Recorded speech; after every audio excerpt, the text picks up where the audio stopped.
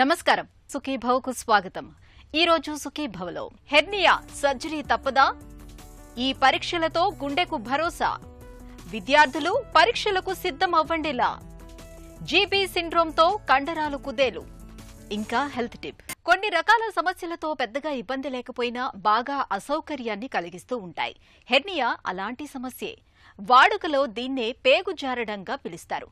దగ్గినప్పుడు, తుమ్మినప్పుడు చర్మం కింద నుంచి ఉబ్బులాగా బయటకు కనిపిస్తూ చిరాకు పుట్టించే హెర్నియాకు ఆధునిక వైద్యంలో ఇవాళ చక్కటి చికిత్స అందుబాటులో ఉంది.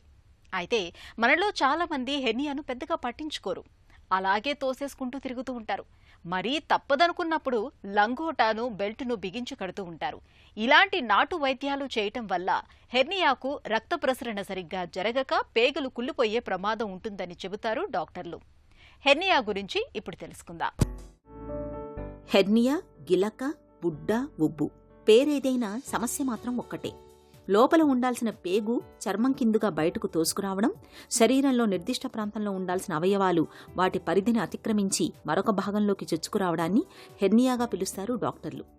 చర్మం బలహీనంగా ఉన్న భాగాల్లోనూ, కండరాలు బలహీనంగా ఉన్న భాగాల్లోనూ సాధారణంగా హెర్నియా వచ్చే అవకాశం ఎక్కువగా ఉంటుంది. హెర్నియా రావడానికి అధిక బరువు మొదలుకొని ఆపరేషన్ల వరకు చాలా కారణాలే కనిపిస్తాయి. హెర్నియా ఉన్నవారికి ఆ ప్రాంతంలోని అవయవం లేదా కణజాలం ఉబ్బినట్టు కనిపిస్తుంది. హెర్నియాలో చాలా రకాలే ఉన్నాయి. అయితే చాలా మందిలో ఇంగ్వైనల్ హెర్నియా అనేది ఎక్కువగా కనిపిస్తుంది. ఏ రకం హెర్నియా అయినా నిలబడినప్పుడు, దగ్గినప్పుడు కనిపిస్తూ, పడుకున్నప్పుడు, చేత్తో నెట్టుకున్నప్పుడు మామూలుగా అయిపోతూ ఉంటుంది. మొదట్లో నొప్పి లేకపోయినా చర్మం అడుగున పడిన రంధ్రం పరిమాణం పెరుగుతూ పోయే కొద్దీ నొప్పి, బాధ లాంటి లక్షణాల తీవ్రత పెరుగుతుంది. హెర్నియా కామన్గా వాడుక భాషలో పేగు జారడం అని, గిలక వచ్చిందని, లేకపోతే వరిబీజం అలా అనుకుంటూ ఉంటారు. ఎక్కడైతే కండరాలు బాగా వీక్ అయ్యి ఎక్కడైతే దాని స్ట్రెంగ్త్ కోల్పోతుందో అక్కడి నుంచి పేగు బయటకు జారుతుందండి. సో కొన్ని న్యాచురల్ ఆరిఫైసెస్ అంటారు. న్యాచురల్ ఆరిఫైసెస్ అంటే మన బొడ్డు దగ్గర కానీ లేకపోతే కింద గ్రాయిన్ రీజన్ అవి న్యాచురల్ ఆరిఫైసెస్ నుంచి వచ్చేవి మోస్ట్ కామన్ అంటే ఎక్కువ ఉంటాయండి. నెక్స్ట్ ఆపరేషన్ చేయించుకున్న వాళ్ళకి ఏదన్నా కొంచెం కుట్లు సరిగ్గా మానకపోవడం వల్ల లేదా తర్వాత కొన్ని ప్రికాషన్స్ పాటించకపోవడం వల్ల ఆ కుట్లు అనేవి పక్కకు జరిగి అక్కడ కొంచెం వీక్నెస్ రావడం వల్ల కూడా హెర్నియా వస్తుందండి. హెర్నియా టైప్స్ ఏంటంటే వెంట్రల్ హెర్నియా అంటామండి, ఇంకొకటి ఇంగ్వైనల్ హెర్నియా. మోస్ట్ కామన్ అండి. వెంట్రల్ హెర్నియా ఏంటంటే పొట్ట ఎదర భాగం నుంచి వస్తాయి. బొడ్డు పైన కానీ, బొడ్డు కింద కానీ, బొడ్డు దగ్గర నుంచి కానీ అలా వచ్చే వాటిని వెంట్రల్ హెర్నియా అంటాం. నెక్స్ట్ ఇంగ్వైనల్ హెర్నియా అంటే కింద గజ్జల దగ్గర వస్తుందండి. దాన్ని ఇంగ్వైనల్ హెర్నియా కానీ లేదా ఫిమోరల్ హెర్నియా అంటాం. ఎక్కువ పెద్దవాళ్లలో ఈ ఇంగ్వైనల్ హెర్నియా ఎక్కువ ఉంటుందండి. కొంచెం చిన్నవాళ్లలో ఈ వెంట్రల్ హెర్నియాస్ అనేవి కొంచెం కామన్గా ఉంటాయి. ఆడవాళ్ళలో కూడా ఈ వెంట్రల్ హెర్నియాస్ కొంచెం ఎక్కువగా కనబడతాయండి.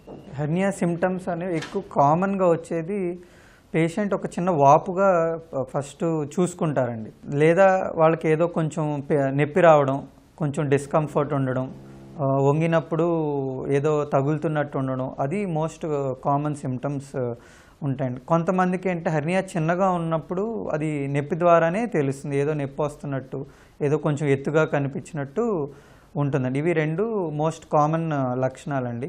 కొంతమందికి ఏంటంటే సడన్గా యూరిన్ ఆగిపోవడం, లేదా విరోచనం ఆగిపోవడం, లేదా ఎక్కువ పొట్ట పై భాగంలో ఏదో ఉబ్బరంగా ఉన్నట్టు ఉండడం, ఇవి కొంచెం అరుదుగా ఉండే సిమ్టమ్స్ అండి హెర్నియాలో. హెర్నియా అనేది ఎక్కువగా బొడ్డు దగ్గర, పొత్తి కడుపు దిగువ భాగాల్లో కనిపిస్తుంటుంది. దగ్గినప్పుడు, బరువులు ఎత్తినప్పుడు, మలమూత్ర విసర్జన సమయాల్లో హెర్నియా తాలూకు ఉబ్బు మరింత స్పష్టంగా తెలుస్తుంది. చేతితో ఒత్తితే ఉబ్బు తిరిగి లోపలికి వెళ్ళిపోతుంటుంది. ఎక్కువగా బరువులు ఎత్తేవారిలోనూ, మద్యపానం చేసేవారిలోనూ, స్థూలకాయులు, వృద్ధులు, ఎక్కువగా ఆపరేషన్లు చేయించుకున్న వారిలో హెర్నియా వచ్చే అవకాశాలు ఎక్కువగా ఉంటాయి. ఇక పసికందుల్లో, తల్లి గర్భంలో 7 నెలల వయసు మగపిండంలో బీజాలు పొత్తి కడుపులో ఉండి ప్రసవానికి ముందు కిందికి జారుతాయి. ఒకవేళ 7 నెలలకే బిడ్డ పుడితే బీజాలు కిందికి రాక, లేదా పేగులు, కొవ్వు, ద్రవం పొత్తి కడుపులోని బలహీన ప్రదేశంలోకి చొచ్చుకొచ్చి హెర్నియా తయారవుతుంది. ఈ హెర్నియాను నిర్లక్ష్యం చేస్తే రంధ్రం పెద్దదవుతూ అందులోంచి బయటకొచ్చిన పేగులకు రక్త ప్రసరణ సరిగ్గా అందక పేగులు కుళ్ళిపోయి సెప్టిక్గా మారి ప్రాణాపాయం సంభవించే ప్రమాదం ఉంటుంది. హెర్నియా ఉన్నదంటేనే అది మనం వెంటనే దాన్ని సీరియస్గా తీసుకోవాలండి. సర్జరీలో చాలా రకాలు ఉంటాయి, బట్ హెర్నియా అనేది సెమీ ఎమర్జెన్సీ సర్జరీ అంటామండి. ఎందుకంటే హెర్నియా లక్షణాలు లేనప్పుడు బాగానే ఉంటుందండి. సడన్గా అది పెయిన్ రావడం కానీ, అది బాగా వాపు పెరిగినప్పుడు కానీ ఖచ్చితంగా అది ఎమర్జెన్సీ సర్జరీ అవుతుంది. సో హెర్నియా ఎంత చిన్నగా ఉన్నప్పుడు సర్జరీ చేయించుకుంటే అంత సులువుగా అయిపోతుందండి. అది ఒకప్పుడు హెర్నియా రిపేర్ అంటే చాలా పెద్ద పెద్ద కోతలు ఉండి ఎక్కువ రోజులు హాస్పిటల్లో ఉండడం, అవి చీము పట్టడం, మళ్ళీ చేసిన ఒక 10 సంవత్సరాలకో 15 సంవత్సరాలకో మళ్ళీ అది వెనక్కి రావడం, ఇవన్నీ ఉండేవండి. ఇప్పుడు కాలక్రమేణా డిఫరెంట్ టెక్నిక్స్ రావడం, టెక్నాలజీ పెరగడం వల్ల హెర్నియా సర్జరీ అనేది కూడా చాలా సింపుల్ సర్జరీ అయిపోయింది. సో ఒకప్పుడు ఇంకోటి ఏంటంటే మెష్లు అనేది వేస్తాండి. మెష్ అంటే ఒక జల్లెడ లాంటిది. సో ఎక్కడైతే ఆ వీక్నెస్ ఆర్ డిఫెక్ట్ ఉందో దానిపైన ఒక జల్లెడ లాంటిది పెడతామండి. జల్లెడ లాంటిది పెట్టడం వల్ల ఏంటంటే అక్కడ కండరాలు అవన్నీ కూడా బిగుస్తాయి. నెక్స్ట్ ఇప్పుడు ఏంటంటే లేటెస్ట్గా లాప్రోస్కోపీ అండ్ రోబోటిక్ సర్జరీలు కూడా వచ్చినాయి. అంటే కోత లేకుండా అని కాదు, చిన్న కోత, కేవలం మన పెన్ సైజులో ఉన్నంత కోతలో 2-3 కన్నాలు పెట్టి హెర్నియా రిపేర్లు ఇప్పుడు చేయొచ్చండి. రోబోటిక్ సర్జరీలో ఇంకా అడ్వాంటేజ్ ఏంటంటే ఎక్కువ ఎవరికైతే ఊబకాయం ఉంటుంది, ఓపెన్ సర్జరీలు తట్టుకోలేరు అన్న వాళ్ళకి రోబోటిక్ సర్జరీ ద్వారా కూడా మనం ఇప్పుడు ఆపరేషన్లు చేయొచ్చండి. వీటిలో అడ్వాంటేజ్ ఏంటంటే పేషెంట్ ఆపరేషన్ చేయించుకున్న 2 రోజులకే వర్క్ వెళ్ళచ్చు, కుట్లు కూడా తొందరగా మానుతాయి, వాళ్ళ నార్మల్ లైఫ్కి తొందరగా వెళ్ళిపోవచ్చండి. వేరేజ్ ఇన్ ఓపెన్ సర్జరీలో ఏంటంటే ఆ కుట్లు మానడానికి టైం పడుతుంది, ఆ నొప్పి అనేది కూడా ఈ లాప్రోస్కోపిక్ కన్నా ఎక్కువ ఉంటుందండి. హెర్నియాతో బాధపడుతున్నప్పుడు మనలో చాలామంది సరైన చికిత్స తీసుకోకుండా నిర్లక్ష్యం చేస్తుంటారు. తోసేస్తే లోపలికి వెళ్ళిపోతుంది కదా అని పెద్దగా పట్టించుకోరు. పైగా లంగోటీలు, బెల్టుల వంటి వాటితో బుడ్డను లోపలికి బిగించి కడుతుంటారు. నిజానికి ఇలాంటి ప్రయత్నాల మూలంగా చర్మం మరింతగా దెబ్బతినిపోయి వాపు, ఇన్ఫెక్షన్లు వచ్చే అవకాశాలుంటాయి. హెర్నియాకు సర్జరీ ఒక్కటే అత్యుత్తమ పరిష్కారం. హెర్నియాను ఒకప్పుడు పెద్దగా కోత పెట్టి శస్త్రచికిత్స చేసేవారు. ఇప్పుడు లాప్రోస్కోపీ విధానంలో మెష్ ప్లాస్టీ పద్ధతిలో సర్జరీని చేస్తున్నారు. లాప్రోస్కోపీ టెక్నిక్లో చర్మం ద్వారా హెర్నియా ఉన్న ప్రదేశాన్ని చేరుకొని మొదట తిత్తిని కత్తిరించి తొలగిస్తారు. తర్వాత అక్కడ కుట్లు వేయడంతో పాటు సాగిన చర్మపు పొరలన్నింటికీ విడివిడిగా కుట్లు వేస్తారు. తర్వాత మెష్ను లాప్రోస్కోపీ పరికరానికి చుట్టలా చుట్టి లోపలికి వెళ్ళాక మెష్ను పరుస్తారు. మెష్తో రంధ్రాన్ని మూసివేశాక కుట్లు వేయడం లేక పిన్స్ కొట్టడం చేస్తారు. పోస్ట్ ఆపరేటివ్ కేర్ ఓపెన్ సర్జరీకి అయితే మాత్రం ఇప్పుడు మేము అడ్వైస్ చేసేది 6 నెలల వరకు ఎలాంటి బరువులు ఎత్తే పనులు చేయొద్దని చెప్తామండి. ఎందుకంటే బరువులు ఎత్తినప్పుడు పొట్ట కండరాల మీద ఒత్తిడి పడినప్పుడు మళ్ళీ హెర్నియా వెనక్కి వచ్చే అవకాశం ఉంటుందండి. బట్ లాప్రోస్కోపీలో కుట్లు అనేవి తక్కువ ఉండడం వల్ల సో ఇమీడియట్ వితిన్ 1 మంతే మేము మొత్తం బరువులు ఎత్తే పనులన్నీ కూడా చేసుకోవచ్చండి. ఇది ఓపెన్ సర్జరీకి లాప్రోస్కోపీ సర్జరీకి తేడా. బట్ నార్మల్ పనులు అయితే మాత్రం ఓపెన్ అయినా లాప్రోస్కోపీ అయినా కేవలం ఒక 2 వారాల తర్వాతే వాళ్ళ పనులు వాళ్ళు సులువుగా చేసుకోవచ్చండి. హెర్నియా రాకుండా ప్రికాషన్స్ ఎక్కువ బరువు పనులు చేసేవాళ్ళు లేకపోతే జిమ్కి వెళ్ళేవాళ్ళు తీసుకోవాలండి. వాళ్ళకి అబ్డామినల్ బైండర్స్ అని లేదా హెర్నియా ట్రెస్ అని ఉంటాయి. సో ఇవి వేయటం ఎక్కడైతే ఆల్రెడీ ఈ అబ్డామినల్ బైండర్స్ ఈ బొడ్డు దగ్గర, ఆ కండరాల దగ్గర కొంచెం ఎక్స్ట్రా సపోర్టివ్గా ఉంటాయండి. ఒకసారి సర్జరీ చేసిన హెర్నియా తిరిగి వస్తుందనే నమ్మకం మనలో చాలా మందిలో ఉంది. ఇందుకు ప్రధాన కారణం సర్జరీ టెక్నిక్ సరిగ్గా పాటించకపోవడమే. ఇంగ్వైనల్ హెర్నియా సర్జరీలో మెష్ని సరిగ్గా అమర్చకపోయినా, కుట్లు వేయడంలో నిర్లక్ష్యం ప్రదర్శించినా హెర్నియా తిరగబెట్టవచ్చు. సరైన ప్రదేశంలో సరైన పద్ధతిలో మెష్ని అమర్చకపోతే హెర్నియా తిరగబెడుతుంది. ఇక హెర్నియా ఆపరేషన్ తర్వాత జీవనశైలిలో తగిన జాగ్రత్తలు తీసుకోనప్పుడు కూడా హెర్నియా మళ్లీ వచ్చే అవకాశం ఉంటుంది. హెర్నియా తిరిగి రాకుండా ఉండాలంటే బరువులు ఎత్తేటప్పుడు జాగ్రత్తలు తీసుకోవాలి. మలబద్ధకం సమస్య లేకుండా చూసుకోవాలి. షుగర్ సమస్య ఉంటే నియంత్రణలో పెట్టుకోవాలి. అధిక బరువు ఉంటే తగ్గించుకోవాలి. దగ్గుకు కారణమయ్యే ధూమపానం లాంటి అలవాట్లను మానుకోవాలి. కాన్పు తర్వాత అలాగే సిజేరియన్ తర్వాత పొత్తికడుపు కండరాల్ని దృఢం చేసే వ్యాయామాలను చేయాలి. ఈ జాగ్రత్తలు హెర్నియాలను చాలా వరకు నివారిస్తాయి. మన గుండె ఉండేది గుప్పుడే కావచ్చు, కానీ అది సవ్యంగా పనిచేస్తుంటేనే మన ప్రాణం నిలకడగా ఉంటుంది. ఆ పిడికెడు గుండెలో ఎక్కడ ఏ చిన్న అవాంతరం తలెత్తినా అది చివరికి గుండెపోటు రూపంలో ఏకంగా మన ప్రాణాలకే ఎసరు పెట్టే అవకాశం ఉంటుంది. మనకు ప్రాణాధారమైన పిడికెడు గుండెను 10 కాలాల పాటు పదిలంగా ఉంచుకోవటానికి తరచూ కొన్ని రకాల పరీక్షల్ని చేయించుకుంటూ ఉండాలని చెబుతారు డాక్టర్లు. గుండె ఆరోగ్యాన్ని భద్రంగా ఉంచే ప్రాథమిక ఆరోగ్య పరీక్షల గురించి డాక్టర్ని అడిగి ఇప్పుడు తెలుసుకుందాం. 20 years తర్వాత డెఫినెట్గా ఒక కొలెస్ట్రాల్ టెస్ట్ అనేది చెక్ చేసుకోవాలా, బేసిక్ బీపీ అనేది చెకప్ చేసుకోవాలా. ఇవి రెండు కంపల్సరీ 20 years అయిన తర్వాత. ఫ్యామిలీలో ఒకవేళ అందరికీ హార్ట్ ప్రాబ్లం అనేది 30 years 40 yearsలో వస్తున్నట్టు ఉంటే, వాళ్ళకి ఒకవేళ వంశపారంపర్యంగా కొలెస్ట్రాల్ ఎక్కువ ఉన్నట్టు ఉంటే వాళ్ళకి ఈవెన్ 10 to 15 yearsలోనే కొలెస్ట్రాల్ అనేది చెక్ చేయాలి. ఇది తప్ప జనరల్గా ఏ కంప్లైంట్ ఉన్నా కానీ జనరల్గా అట్లీస్ట్ అబౌవ్ 30 years ఉన్నా లేకపోయినా 30 years దాటిన తర్వాత ఒకసారి షుగరు, బీపీ, కొలెస్ట్రాల్ ఇవి 3 మాత్రం కంపల్సరీ చెక్ చేసుకోవడం అనేది మస్ట్. ఈసీజీ ఎక్కువ అనేది ఇంపార్టెంట్ టెస్ట్, కానీ అవి 2 మాత్రమే మొత్తం కనుక్కోవడానికి యూజ్ కాదు. ఈసీజీలో మేజర్ హార్ట్ అటాక్ వచ్చిన తర్వాత కూడా 80% to 90% వాళ్ళకి చేంజెస్ కనిపిస్తుంది, కానీ ఒక 10% వాళ్ళకి ఈసీజీలో చేంజెస్ కనిపించదు. ఫస్ట్ ఈసీజీ అంటే పేషెంట్ మన దగ్గర ఏమో చెస్ట్ పెయిన్ అని చెప్తారు, మాకు డౌట్ ఏమో స్ట్రాంగ్గా ఉంటుంది, ఈసీజీ నార్మలే ఉంటుంది. బట్ ఆ టైంలో ఏం చేస్తామంటే ఈసీజీని హాఫ్ అన్ అవర్ తర్వాత 1 hour తర్వాత మల్టిపుల్ టైమ్స్ ఒక 2-3 hours రిపీట్ చేసేటప్పుడు మెల్లగా చేంజెస్ కనిపించవచ్చు. సో ఈసీజీలో చేంజెస్ ఉంటే డెఫినెట్గా హార్ట్ అటాక్ ఉందని మనం చెప్పవచ్చు. ఈసీజీలో చేంజ్ లేదంటే వాళ్ళకి లేదని మాత్రం చెప్పలేము. ఒకటి. రెండోది ఎకో టెస్ట్. ఎకో టెస్ట్లో ఏంటంటే ఈసీజీకి ముందే చేంజెస్ కనిపిస్తుంది ఎకో టెస్ట్లో. అలానే ఎకో టెస్ట్లో ప్రాబ్లం లేదంటే మనకు ప్రాబ్లం రాలేదని కాదు. సో బట్ ఈసీజీ ఎకో కలిపి పేషెంట్ సిమ్టమ్స్ ఇవి 3 కలిపితే మోస్ట్లీ 90 to 95% వరకు మనకు హార్ట్లో ప్రాబ్లం ఉండవచ్చా లేదని మనకు తెలిసిపోతుంది. అంటే మేజర్ అటాక్ వచ్చిందా లేదా. మైనర్ అటాక్ ఒక 80% బ్లాక్ 90% బ్లాక్ ఉండే వాళ్ళకి ఈసీజీ ఎక్కువ నార్మల్గానే ఉంటుంది. వాళ్ళకి మనం ట్రెడ్మిల్ టెస్ట్ చేసేటప్పుడు పేషెంట్ మిషన్ మీద పరిగెత్తినప్పుడు వాళ్ళకి ఆక్సిజన్ అవసరం ఉంటుంది ఎక్కువ. అప్పుడు బ్లడ్ ఎక్కువ పోతేనే ఆక్సిజన్ సప్లై కండరాలకు దొరుకుతుంది. బట్ ఇక్కడ బ్లాక్ ఉండడం వల్ల వాళ్ళకి బ్లడ్ ఎక్కువ పోదు, కాబట్టి ఆ టైంలో వాళ్ళకి చెస్ట్ పెయిన్ రావడం కానీ ఈసీజీలో మార్పు రావడం కానీ జరగవచ్చు. సో ఈసీజీ ఎక్కువ నార్మల్ ఉన్నా కానీ మనం నెక్స్ట్ ట్రెడ్మిల్ టెస్ట్ అనుమానం స్ట్రాంగ్గా ఉండేటప్పుడు ట్రెడ్మిల్ టెస్ట్ చేసి దాంట్లో ప్రాబ్లం ఉందా లేదా అని మేము కన్ఫర్మ్ చేస్తాం. కొద్దిగా పేషెంట్స్కి ఎలా ఉంటుంది, కొద్ది మందికి ఎలా ఉంటుందంటే చెస్ట్ పెయిన్ 1 hour నుంచి వచ్చి ఉంటుంది, ఈసీజీ ఎక్కువ నార్మల్ ఉంటుంది. బట్ వాళ్ళకి ట్రీట్మెంట్ టెస్ట్ చేయకూడదు కూడా, డేంజర్. వాళ్ళకి డైరెక్ట్గా మనం యాంజియోగ్రామో లేదా సిటీ యాంజియోగ్రామో బేస్డ్ ఆన్ ద కండిషన్ బట్టి మనం డాక్టర్ డిసైడ్ చేసి చేస్తారు. చాలామంది ఏం చేస్తారో తెలుసా, ఈసీజీ ఎక్కువ లేకుండా డైరెక్ట్గా వాళ్ళే పోయి ట్రెడ్మిల్ టెస్ట్ చేసుకుంటారు. అది ఎప్పుడు చేయకూడదు. ఎందుకంటే ట్రెడ్మిల్ టెస్ట్ అనేది పేషెంట్ ఈసీజీ నార్మల్ ఉండాలా, పేషెంట్ పెయిన్ ఉండకూడదు, అలాంటి టైంలో చేయాల్సిన టెస్ట్. ఎకో కూడా నార్మల్ ఉండాలి. ఎకోలో సమ్ టైమ్స్ అయోటిక్ స్టెనోసిస్ అనే ఒక కండిషన్ ఉన్నది, హార్ట్ వాల్యూ చాలా చిన్నగా ఉంటుంది, వాళ్ళకి సిమ్టమ్స్ ఏమి ఉండవు. డాక్టర్ దగ్గర చూడకుండా డైరెక్ట్గా ట్రెడ్మిల్ వేస్తే ఇలాంటి పేషెంట్స్ కొలాప్స్ కావడానికి కూడా అవకాశం ఉంటుంది.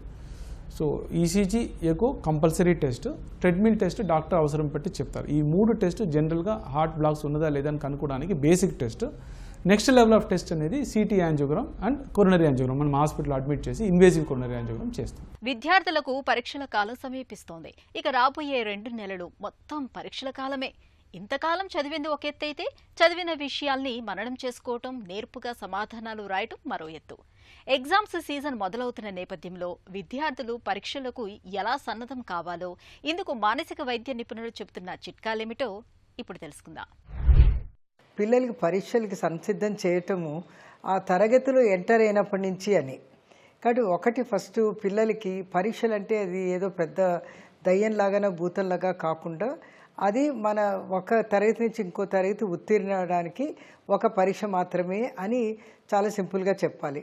రెండవది ఏంటంటే ప్రతిరోజు ఆ సబ్జెక్టు గురించి చెప్పిన పాఠాలని అంశాలని వాళ్ళు అప్పటికప్పుడే వాళ్ళు చదివి అర్థం చేసుకుంటే అవి మెదడులో ఉంటాయి. రెండవది ఏంటంటే పరీక్ష మొదలవుతుంది అంటే టైం టేబుల్ ఇవ్వంగానే వాళ్ళు ప్రణాళిక వేసుకోవాలన్నమాట. ఆ నెల మొత్తం పరీక్షల ముందు 3 భాగాలుగా విభజించుకొని మొదటి భాగంలో ఒక్కసారి సబ్జెక్ట్ అంతా త్వరగా చదవడానికి అన్నమాట. తర్వాత రెండో భాగం ఏంటంటే దాన్ని మళ్ళీ రివైజ్ చేసుకోవడానికి, అంటే ఒకసారి అర్థమైందని రివైజ్ చేసుకోవడం. మూడోది అంటే రికాల్ చేసి ప్రశ్నలకి ఆన్సర్లు ఏ విధంగా రాయాలి అన్నది వాళ్ళు మెదడులో వాళ్ళు పరిశీలించుకోవాలి. లేకపోతే మధ్య మధ్యలో ఒక ఆదివారం పూట చిన్న పరీక్షలు తీసుకొని చేసుకోవాలి. అలా చేసినట్టయితే వాళ్ళకి ఆందోళన అనేది తగ్గుతుంది. ఇది ఒక విధంగా డీసెన్సిటైజేషన్ అంటాం. అంటే ప్రిపేర్డ్నెస్, సంసిద్ధం అవటం ఒకటి, ఆ తర్వాత ప్రాక్టీస్ చేయటం ఒకటి, ఆ మనన ద్వారా వాళ్ళకేంటి ఒక విధమైన కాన్ఫిడెన్స్ వస్తుంది. సో ఆ విధంగా పిల్లలు తమని తాము రెడీ చేసుకోవాల్సి ఉంటుంది. ఎప్పుడూ నీరసంగా నిస్సత్తువుగా ఉంటున్నప్పుడు బలం పుంజుకోవటానికి తరచూ టానిక్లు, విటమిన్ సప్లిమెంట్లను తీసుకుంటూ ఉంటాం.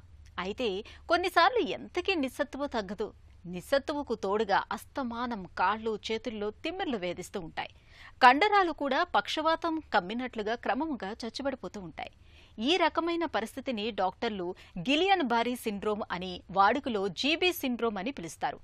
చెట్టంత మనిషిని నిలువున నిర్వీర్యం చేసే గిలియన్ బారీ సిండ్రోమ్ గురించిన పూర్తి వివరాల్ని డాక్టర్ని అడిగి ఇప్పుడు తెలుసుకుందాం.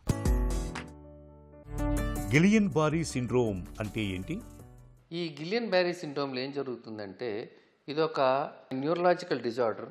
ఇదేంటంటే ఆటో ఇమ్యూన్ లాంటిది. అంటే కొన్నిసార్లు మనకి బాడీలో ఏదైనా ఇన్ఫెక్షన్ వచ్చినా ఈ ఇమ్యూనలాజికల్ బ్రేక్ డౌన్ అయ్యి, అంటే బాడీలో బయట నుంచి వచ్చే ఇన్ఫెక్షన్ ఎదుర్కోవటానికి యాంటీబాడీస్ డెవలప్ అవుతాయి. ఈ యాంటీబాడీస్ మన నర్వస్ సిస్టమ్ని కూడా అటాక్ చేస్తుంది అన్నమాట. ఈ పెరిఫరల్ నర్వస్ సిస్టమ్ని అటాక్ చేసినప్పుడు సెన్సరీ నర్వస్ సిస్టమ్ అటాక్ చేయటం వలన వీళ్ళకి కాళ్ళు చేతులు తిమ్మిరి లాంటివి రావచ్చు. మోటార్ నర్వస్ సిస్టమ్ ఎఫెక్ట్ అవటం వలన కాళ్ళు చేతుల్లో వీక్నెస్ రావచ్చు. అలాగే ఇది కొద్దిగా ఎక్కువగా ఉంటే ఊపిరి తీసుకునే కష్టం కూడా ఉండొచ్చు.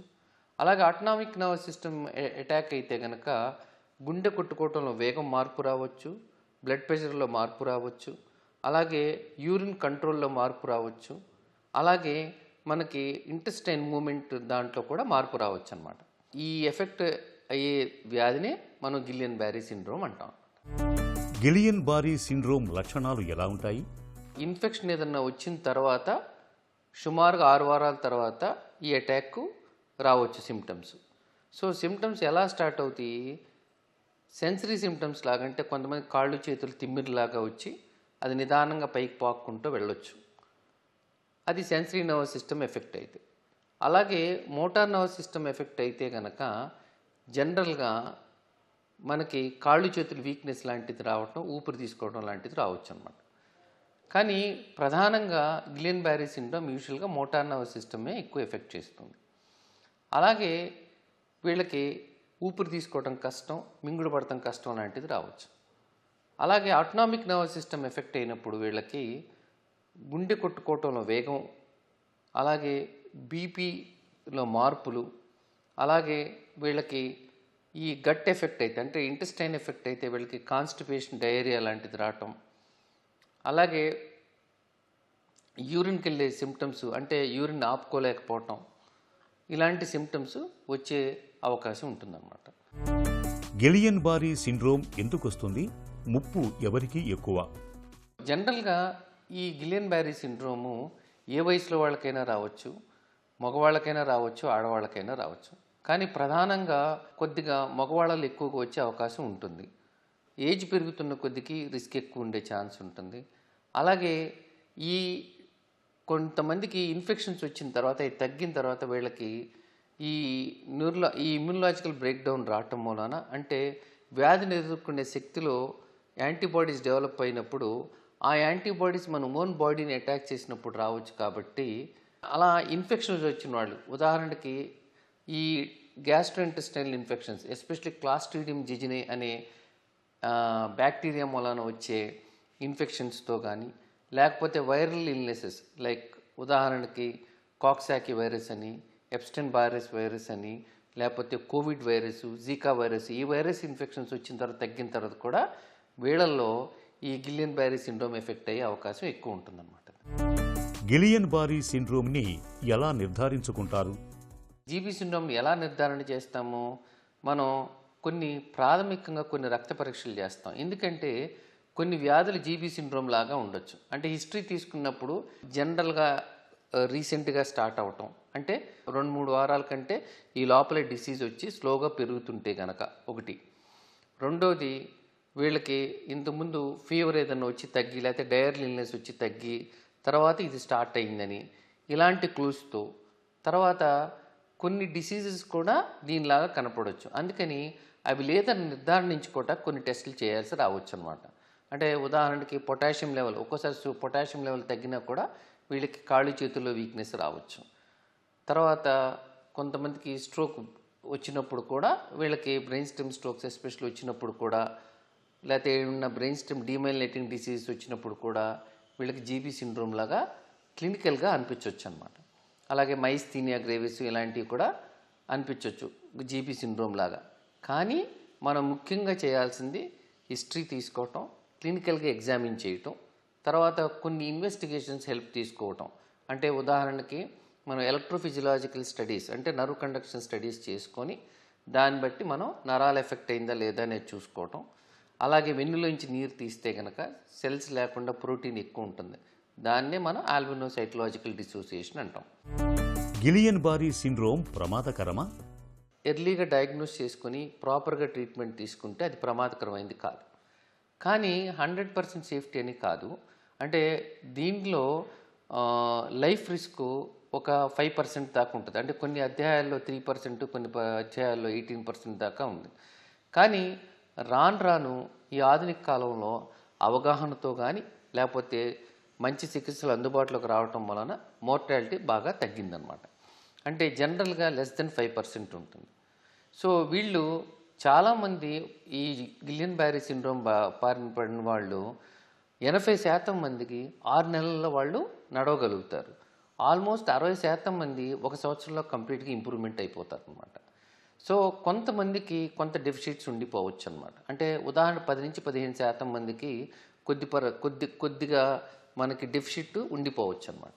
సో అందుకని ఎప్పుడు కూడా ఈ వ్యాధి ఉందని అనుమానం వచ్చినప్పుడు నిర్ధారణ చేసుకొని సరైన సమయంలో హాస్పిటల్కి వెళ్ళి దానికి తగిన ట్రీట్మెంట్ తీసుకుంటే కనుక వీళ్ళకి లైఫ్ రిస్క్లోంచి తగ్గే అవకాశం ఉంటుంది. గిలియన్ బారీ సిండ్రోమ్కి చికిత్స ఎలా ఉంటుంది? జనరల్గా వీళ్ళకి మనం అంటే ఇప్పుడు ప్లాస్మాఫెరెసిస్ అని, అంటే బ్లడ్ని మనం దాంట్లో ఉన్న యాంటీబాడీస్ని ఫిల్టర్ చేసి, అంటే దీంట్లో ఈ ప్లాస్మాలో ఉన్న యాంటీబాడీస్ తీసేస్తాం అనమాట. సో అప్పుడు దాంట్లో ఉన్న బ్లడ్ కాంపోనెంట్స్తో పాటు ఆల్బుమిన్ అవి కలిపి మనం మళ్ళీ తిరిగి ఎక్కిస్తారనమాట. దీన్ని మనం ప్లాస్మాఫెరెసిస్ అంటాం. ఇంకోటి ఐవి ఇమ్యునోగ్లోబులిన్స్, అంటే ఈ డెవలప్ అయిన యాంటీబాడీస్కి దాన్ని మళ్ళీ ఎదుర్కోవటానికి వేరే ఐవి ప్రిపరేషన్స్ ఉంటుంది, ఐవి ఇమ్యునోగ్లోబులిన్స్ అని, దాన్ని ఎక్కిస్తారు. సో వ్యాధి తీవ్రతను బట్టి మనం అంటే 2 మంచి ట్రీట్మెంట్సే.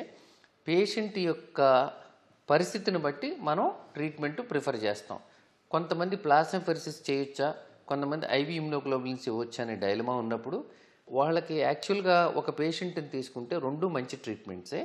అయితే ప్లాస్మాఫెరెసిస్ అనే ట్రీట్మెంటు జనరల్గా పేషెంట్ స్టేబుల్గా ఉండి మిగతా బీపీ ఫ్లక్చుయేషన్స్ ఏమీ లేకుండా ఉంటే కనుక, అలాగే ఇన్ఫెక్షన్స్ ఏమీ లేకుండా ఉంటే కనుక ప్లాస్మాఫెరెసిస్ మంచి ట్రీట్మెంటే.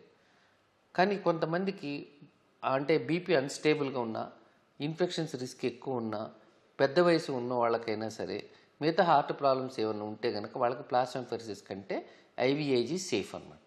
సో ఐవి ఇమ్యునోగ్లోబులిన్స్ ఎవరికైనా ఇవ్వచ్చు.